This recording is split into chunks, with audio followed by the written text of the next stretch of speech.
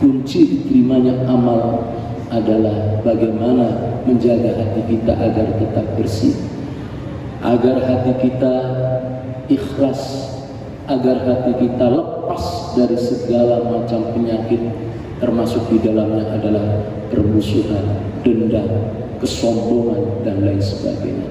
Insya Allah dengan menjaga hati ini, keistimewaan Ramadan, keutamaan yang ada di Ramadan akan kita dapatkan. Assalamualaikum warahmatullahi wabarakatuh. Alhamdulillahirabbil alamin wal 'aqibatu lil muttaqin wala 'udwana illa 'alal zalimin. Wassalatu wassalamu ala sayyidil mursalin Muhammadin wa ala alihi washabbihi ajma'in, amma ba'd. Hadirin jamaah salat subuh yang mudah-mudahan senantiasa dimuliakan Allah. Puji syukur mari senantiasa kita panjatkan kehadirat Allah Subhanahu wa taala. Kita yakin hanya dengan limpahan rahmah, hidayah dan inayahnya kita semua masih diberikan umur panjang, masih diberikan kesempatan, diberikan kekuatan baik lahir maupun batin sehingga dapat melangkahkan kaki kita dari rumah masing-masing menuju masjid yang mulia ini untuk sama-sama melakukan sholat subuh secara berjamaah dan juga mengikuti kajian kuliah subuh. Mudah-mudahan seluruh rangkaian amalan kita senantiasa diterima oleh Allah Subhanahu wa taala. Amin amin ya rabbal alamin. Salawat dan salam semoga tetap tercurah pada baginda Nabi Agung Muhammad sallallahu alaihi wasallam, para keluarga, para sahabat, para pengikutnya hingga akhir zaman. Hadirin hadirat rahimakumullah, telah maklum kita bersama bahwa banyak keistimewaan, banyak sekali fadilah yang didapatkan di bulan suci Ramadan ini. Di antara sekian fadilah itu antara lain salah satu hadis yang mengatakan bahwa man hadara majlisal ilmi fi Ramadan kataballahu lahu fi kulli qadamin ibadata sanatin. Kata Nabi, barang siapa yang menghadiri majlis ilmu seperti sekarang ini kita melakukan sama-sama menghadiri kuliah subuh, kata Nabi, kataballahu li kulli qadamin, maka Allah akan mencatat setiap langkah kita, setiap tindakan kita ibadata sanatin, seperti ibadah sunnah 1 tahun.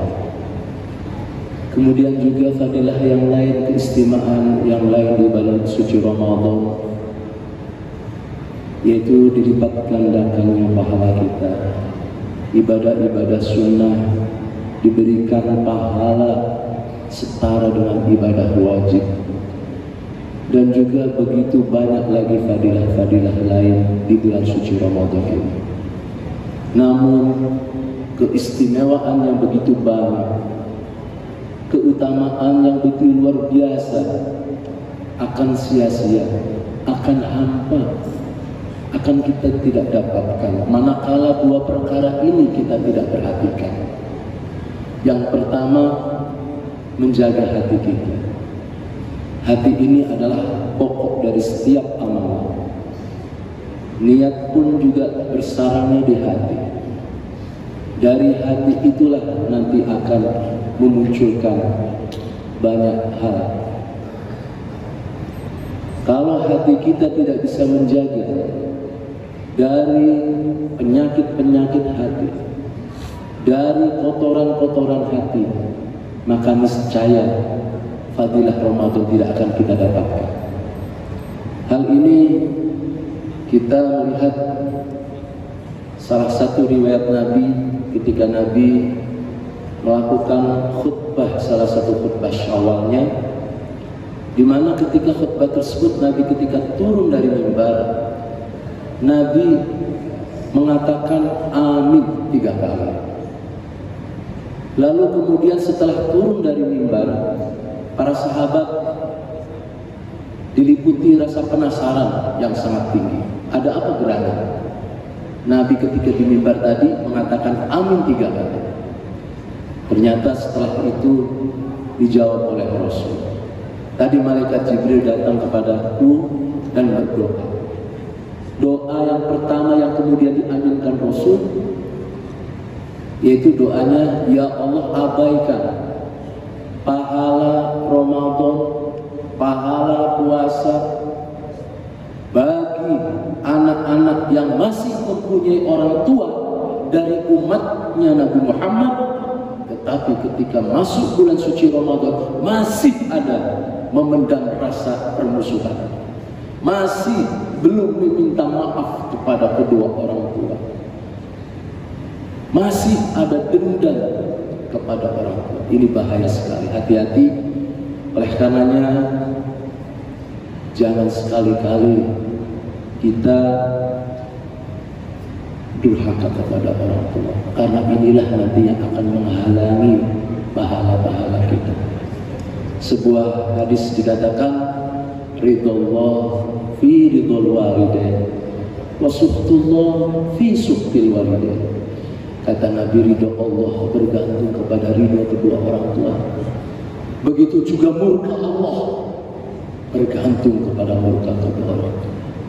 Oleh karenanya kita sebagai anak-anak soleh tentunya yang masih punya orang tua, jangan sekali-kali menyakiti hati, karena dari sanalah sumber keberkahan, sumber diterimanya sebuah amal. Lalu yang kedua, amin yang kedua oleh Rasul dijawab. Malaikat Jibril tadi berdoa, abaikan pahala Ramadan dari para istri dari umatmu Muhammad yang ketika memasuki Ramadan belum meminta maaf kepada para suaminya. Ingat, suami adalah jalan surganya para istri. Oleh karenanya carilah ridho para suami. Lalu yang terakhir, amin yang terakhir adalah abaikan puasa Ramadan, pahalanya Ramadan, keistimewaan Ramadan bagi umat Rasul yang ketika memasuki bulan puasa, masuki bulan Ramadan, memasuki bulan suci Ramadan, tapi hatinya masih menyimpan dendam terhadap sesama muslim, masih menyimpan permusuhan terhadap tetangga, kawan dan saudara-saudaranya.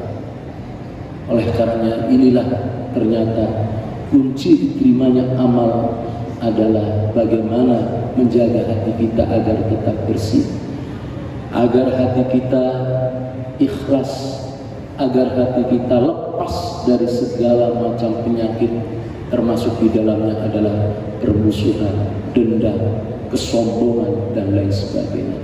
Insya Allah dengan menjaga hati ini, keistimewaan Ramadan, keutamaan yang ada di Ramadan akan kita dapatkan. Lalu yang kedua yang amat penting juga untuk kita sama-sama sebagai warning, sebagai tanbihat, sebagai peringatan, itu menjaga anggota tubuh kita, penglihatan kita, pendengaran kita, terutama lisan kita. Sebuah riwayat dikatakan Nabi pernah bersabda, ada 5 perkara yang dapat menghapus, yang dapat meniadakan daripada pahala puasa dan lain-lainnya di bulan Ramadan. Apa gerangan? Yang pertama adalah al-kizbu, tentu bersumber daripada lisan kita, berkata dusta, berkata bohong. Kita melakukan ibadah siang tetapi masih berbohong. Ingat, itu akan mengganggu puasa kita, itu akan mengurangi, bahkan membatalkan puasa kita. Oleh karenanya jaga sekali lagi lisan kita. Sebuah hadis dikatakan, al-jannatu mushtaqatun li arba'ati nafar. Kata Nabi, surga itu merindukan 4 golongan.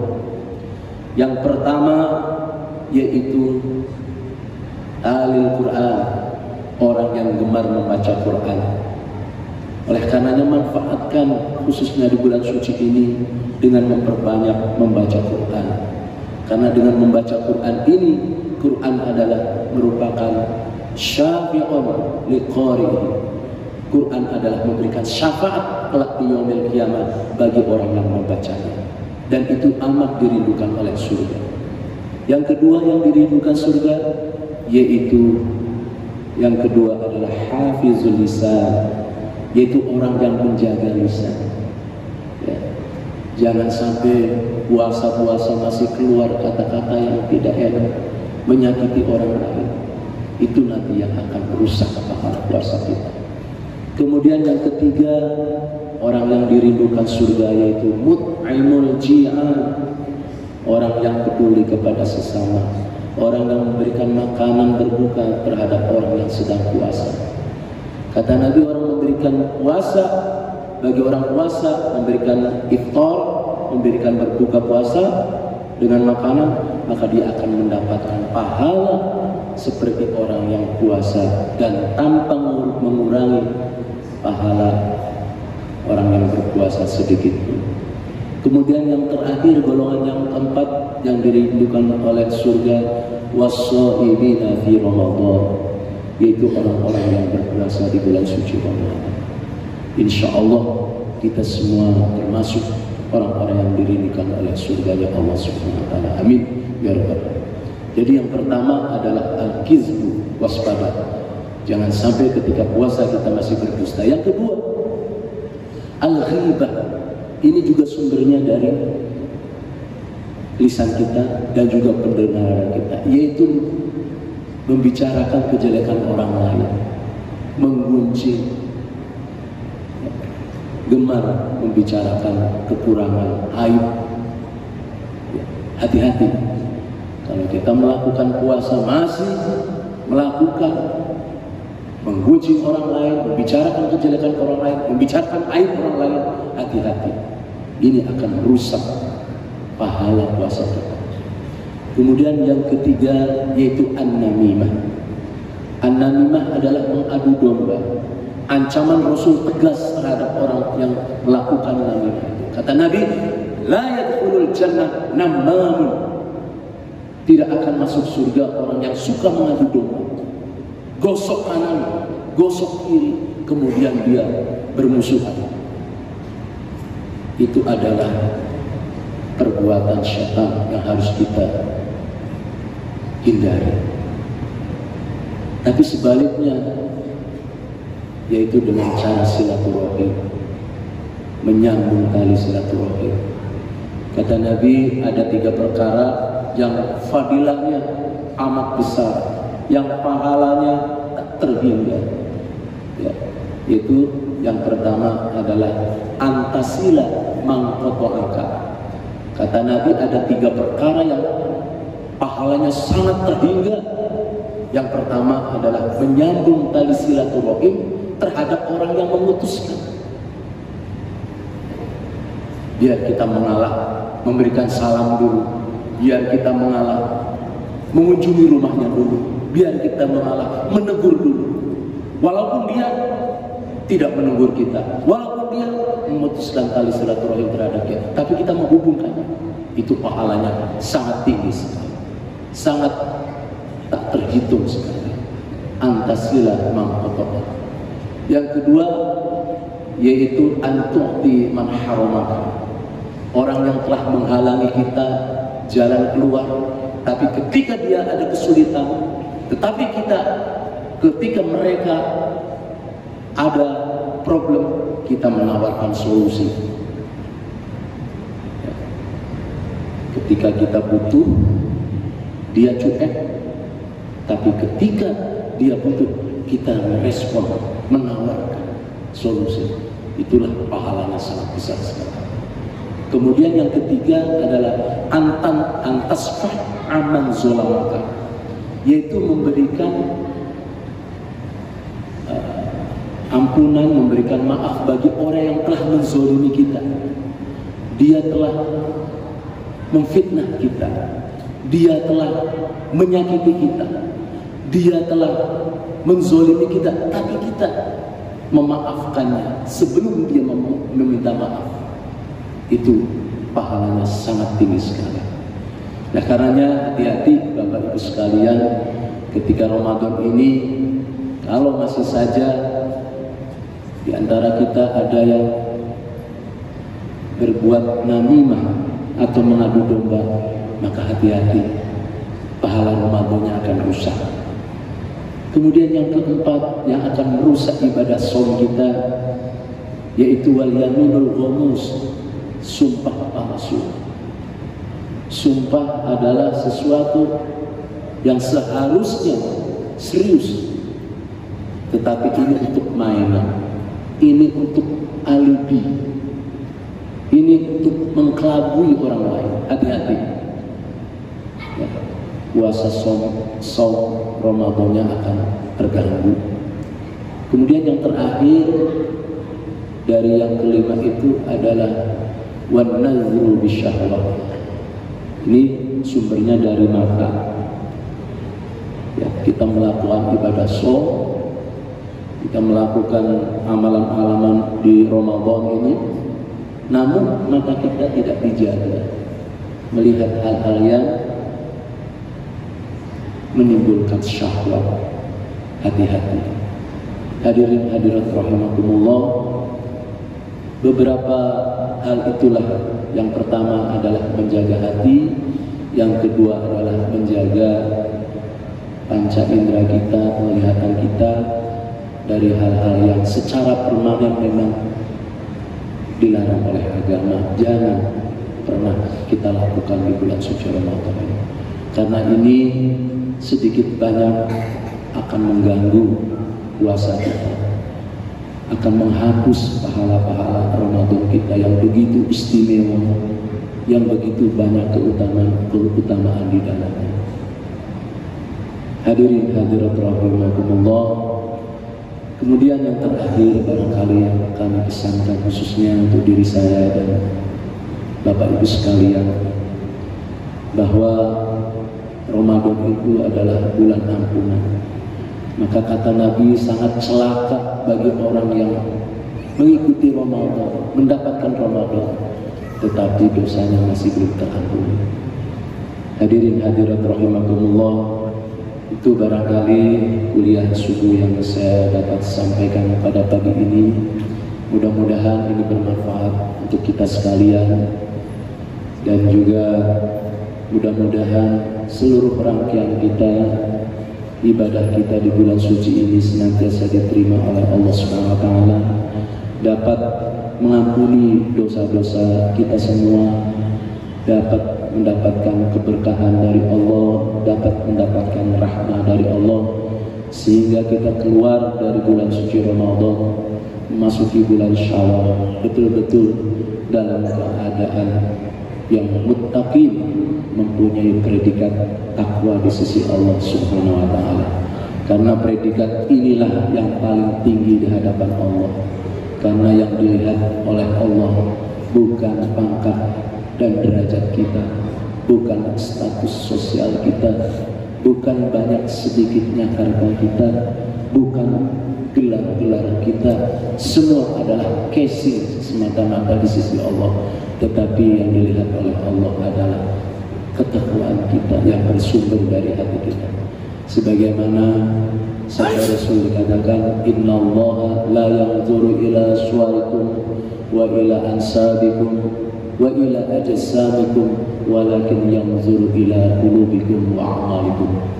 Kata Nabi, sesungguhnya Allah melihat kita bukan karena keturunan kita, Allah melihat kita bukan karena banyak sedikitnya harta kita, Allah melihat kita bukan karena fisik kita, tetapi yang dilihat oleh Allah adalah hati kita. Hati kita yang bersih, hati kita yang ikhlas, hati kita yang lepas dari kotoran-kotoran hati kita, dari kesombongan, dari keserakahan, dari iri, dari dengki, dari syirik, dan berbagai macam penyakit dan kotoran-kotoran hati yang lain. Dan kemudian di samping hati juga adalah amal ibadah kita yang merupakan wujud dari ketakwaan kita kepada Allah Subhanahu wa Ta'ala. Firman Allah dalam Al-Quran yang sering disampaikan oleh para khatib, inna akramakum akramakum indallahi atqakum. Sesungguhnya orang yang paling mulia di antara kalian adalah orang yang paling bertakwa di antara kalian. Demikian Bapak Ibu hadirin jamaah subuh yang mudah-mudahan dirahmati Allah. Terima kasih atas segala perhatian. Mohon maaf atas segala kekurangan, kekhilafan, dan kami akhiri wallahul muwaffiq ila aqwamit thoriq. Wassalamualaikum warahmatullahi wabarakatuh.